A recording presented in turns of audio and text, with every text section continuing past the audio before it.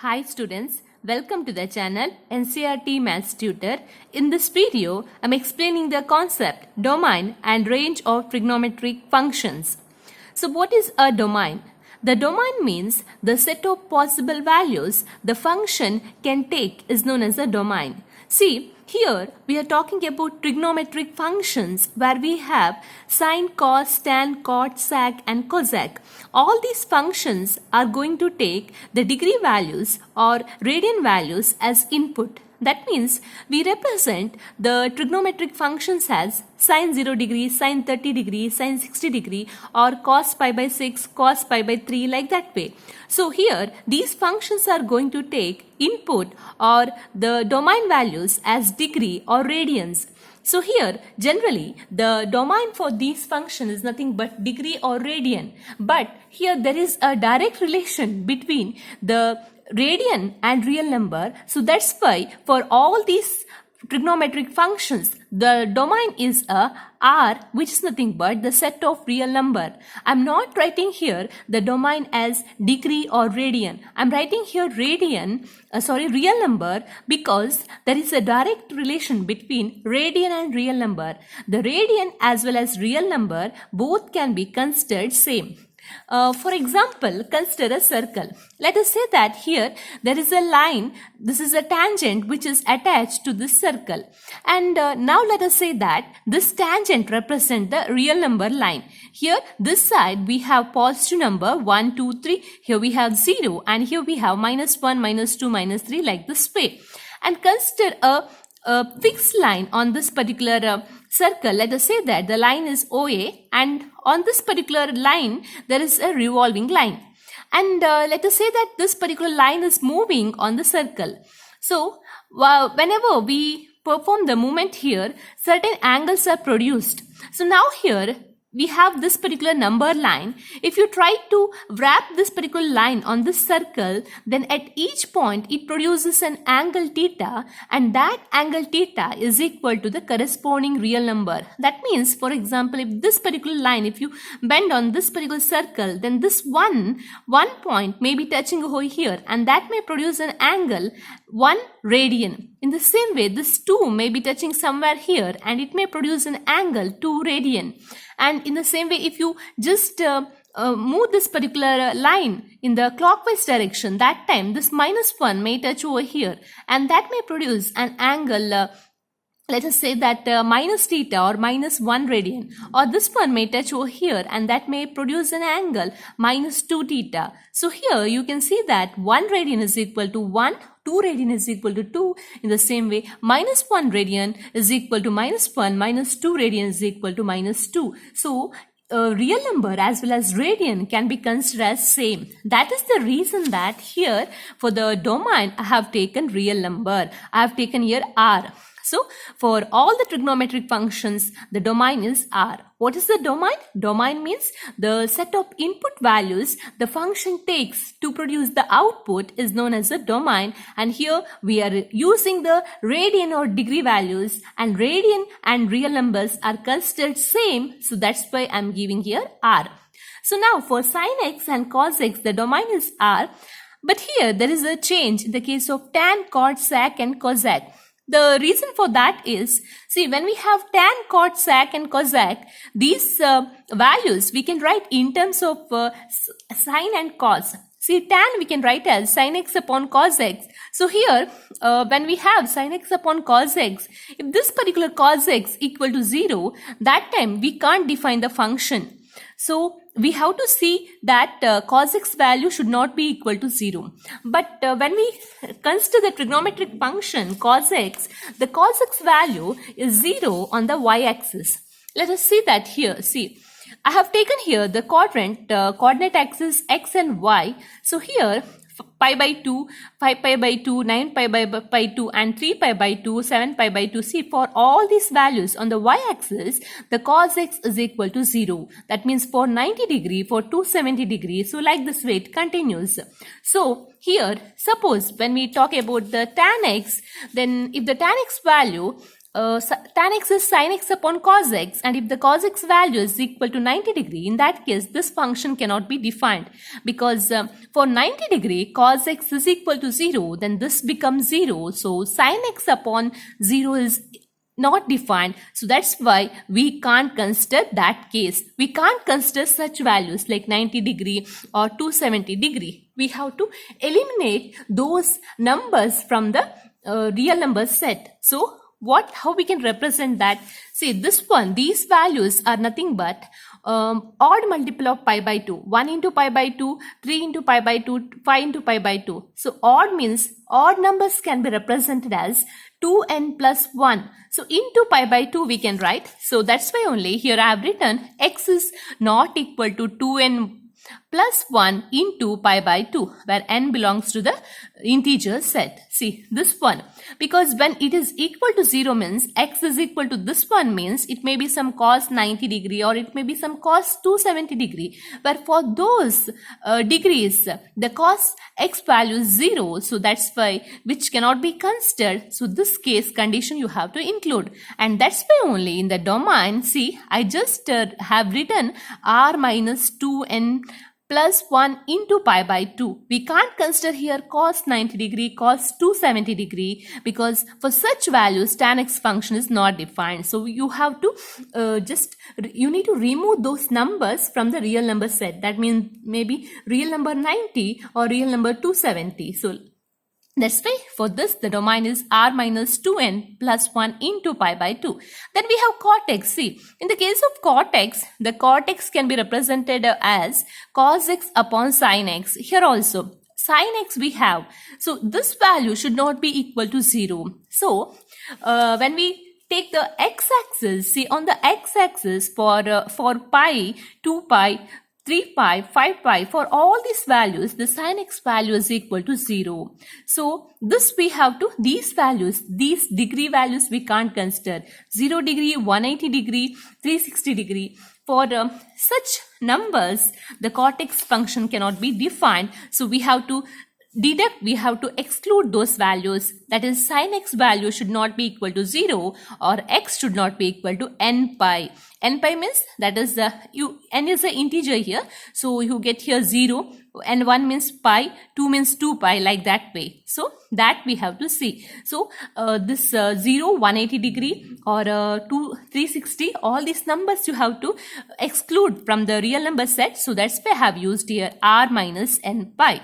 Then next for the sec x. See, sec x can be written in terms of cos x. Again same thing, 1 upon cos x. Again we have to see that this cos x value should not be equal to 0. Once it is 0 means this function cannot be defined. And when cos x equal to 0, cos x is x equal to 0 on the y-axis. That means 2n plus 1 into pi by 2. For such values, cos x is equal to 0. So we should not include such values here. So x is not equal to 2n plus 1 into pi by 2. That means such numbers 90 degree, 90 to 70 we have to exclude from the real number set. So r minus 2n plus 1 into pi by 2. Then for the cosec x, again same thing. Cosec x can be written as 1 upon sin x. That means sin x is 0 on the x-axis, that is for pi, 2 pi. In general it is x is equal to n pi. For such values, the sin x is equal to 0. So such values we can't include here. So sin x should not be equal to 0. If it is equal to 0 means this function cannot be defined. So x should not be equal to n pi. So 0 degree, then 180 degree, 360 degree we have to deduct. We have to exclude from the real number set. So r minus n pi. So this one you have to write here. Even though n pi, all these are the degree values, but here the degree, the radian is and real number both are considered same. So here 0, then 180, 360, such numbers you have to eliminate from the real number set, because for such numbers, for such radian degree values here, the sin x is equal to 0. So this is about the domain. Next let us see the range. So to understand the range, First of all, you just please refer the previous video of this playlist, trigonometric function concept, where I have explained how these values are obtained. To find out the range, you should know about these values. These are the different trigonometric function values in a different quadrant, first, second, third and fourth, and how these values are obtained, that I have explained in the previous video. So you can refer that if you want to know that how these values are obtained. So now by using this one, we will find out the range of each function. See, first here I have sin x.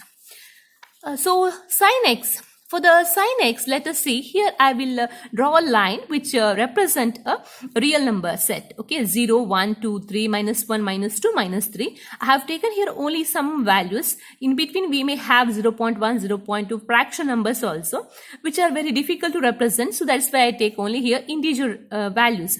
So now, first quadrant, see, first we will consider about the sign. So what is, we will see the range of sign. Range means what? The range means when we give the domain values to that function, what kind of output or what kind of result it generates, that is nothing but the range. Means we know that now for the sin x, the domain is R, set of real number. So when we give those set of real number to that sin x function, then what kind of answer it generates, that is nothing but the range. So up to where the limit will go, that is the range. So now here we have a line. See, first in the first quadrant we have sine. This is for increases from 0 to 1. So sine increases from 0 to 1. This is in the first quadrant. So 0 to 1, the range of sine function. Next, in the second quadrant, sine decreases from 1 to 0. So sine decreases from 1 to 0. Then next, again, in the third quadrant, sine decreases from 0 to minus 1. 0 to minus 1, that is in the third quadrant. And sine increases from minus 1 to 0. Minus 1 to 0. See, here we have 4 quadrant range values. Now if you combine all these lines, you get this particular area. This much you get, that is from minus 1 to 1. So here we can say that for the sin x function, the range is minus 1, 1, and it is a closed interval. Here there is a square bracket that represents that it is a closed interval.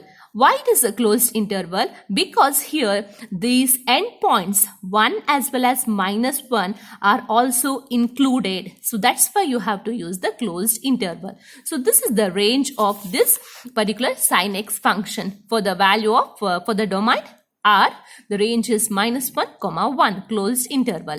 Next, let us see cos x.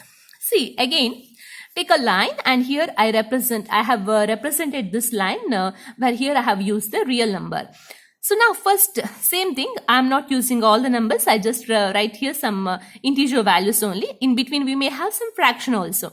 So cos, in the first quadrant, cos decreases from 1 to 0. So cos decreases from 1 to 0. That is the first quadrant range. In the second quadrant, cos decreases from 0 to minus 1. So cos decreases from 0 to minus 1. Then again in the third quadrant, cos increases from minus 1 to 0. So minus 1 to 0. Then again in the fourth quadrant, cos increases from 0 to 1. So 0 to 1. So here we have 4 quadrant values. So now again, if you see the area covered by this one, that is from here to here, same as sin x, right? Here minus 1 to 1, and in this case also endpoints minus 1 and 1 are included. So the range of cos x function is minus 1, 1, which is a closed interval because endpoints are also included. Next here, let us see for the tan x. Again, tan x increases from 0 to infinity. From 0 to infinity. Infinity means here there is no end point. It may go up to some large number, plus infinity, 1, 2, 3, 4, 5, 6, like that way. There is no end point here. So 0 to infinity. It continues. Then next, in the second quadrant, tan increases from minus infinity to 0. Again, minus infinity to 0. Tan, this is for the second quadrant. Here also, we know that this particular endpoint, but we don't know this particular endpoint.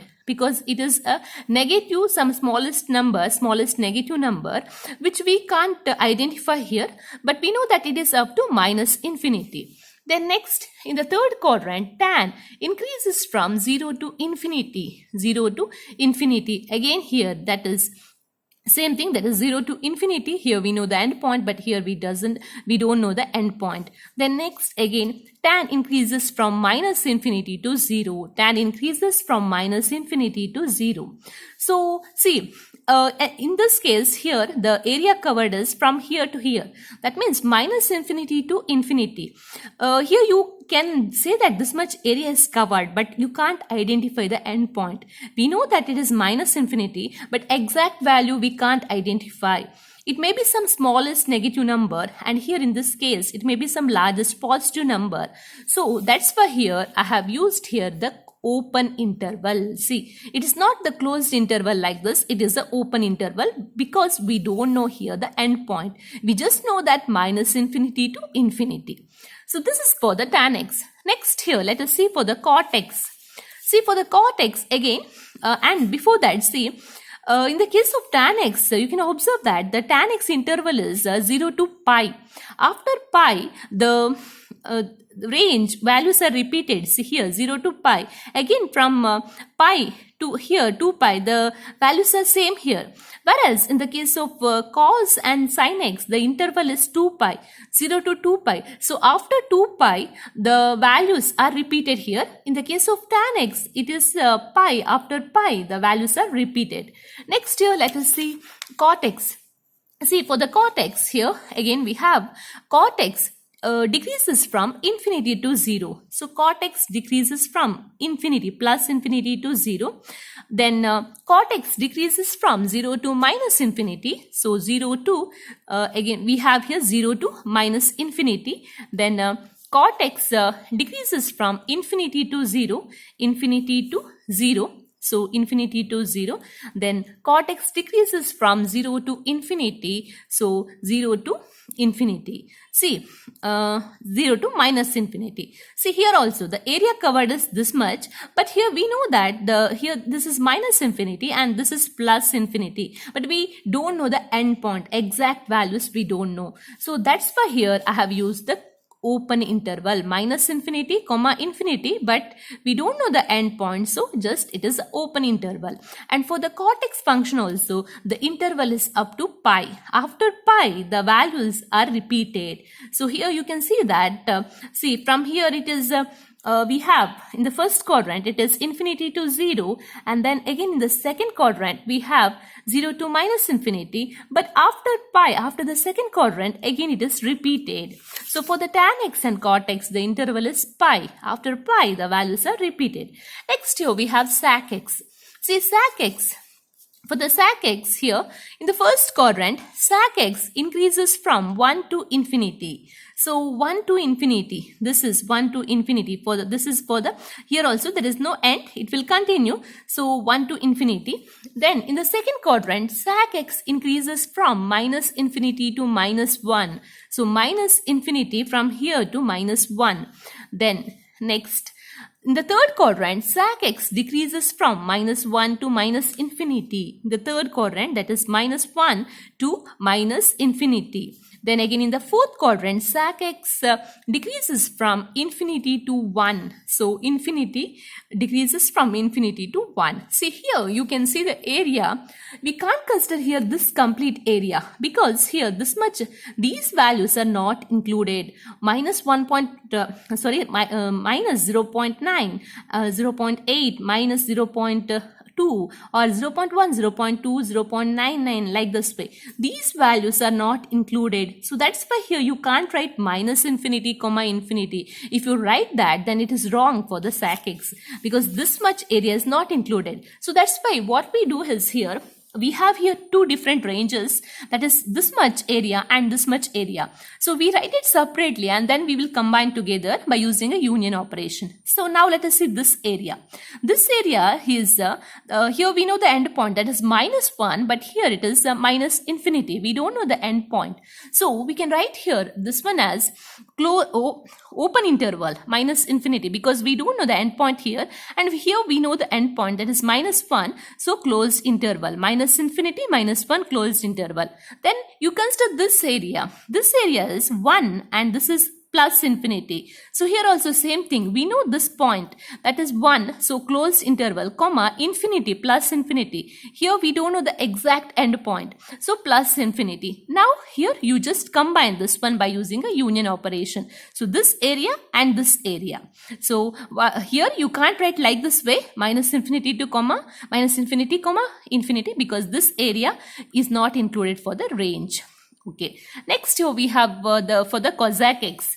See, for the cosec x here, we have cosec value decreases from infinity to 0. So infinity to 0, we can take that cosec value, infinity to 1, decreases from infinity to 1. So infinity to 1. Then in the second quadrant, increases from 1 to infinity. So we have that value as 1 to infinity. Then again in the third quadrant, cosec increases from minus infinity to -1, minus infinity to -1. That is for the third quadrant. Then in the fourth quadrant, cosec decreases from -1 to minus infinity. That is -1 to minus infinity. So like this way, here we have 4 quadrant ranges. Here also you can see that if I combine these areas, then you can't combine this whole area, because here this one is not included. So this is not part of the range. Here we have this much area and here we have this much area. So here we can write separate two range values and then we can combine by using a union operation. See, for this here it is -1 and up to minus infinity. We know this end point. So we can write here minus infinity comma -1.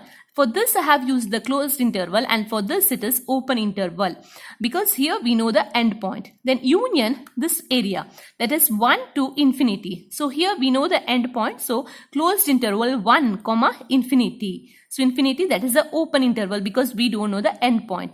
And you can't write here minus infinity comma infinity, because if you write that then this area is also included, but for the cosec function this area is not there in the range. So that's why you have to write like this way. You can't combine. You can combine by using a union, but you can't write minus infinity comma infinity. So even for the sec x and cosec x also, the interval is 2 pi. It is same as sin x and cos x, but for the tan x cot x interval is pi. Means after pi the values of tan x and cot x are repeated, and after 2 pi the values of sin x, cos x, sec x and cosec x are repeated. So this is about domain and range of trigonometric functions. If you like this video, please subscribe to the channel NCERT Maths Tutor to get more regular updates. Thanks for watching.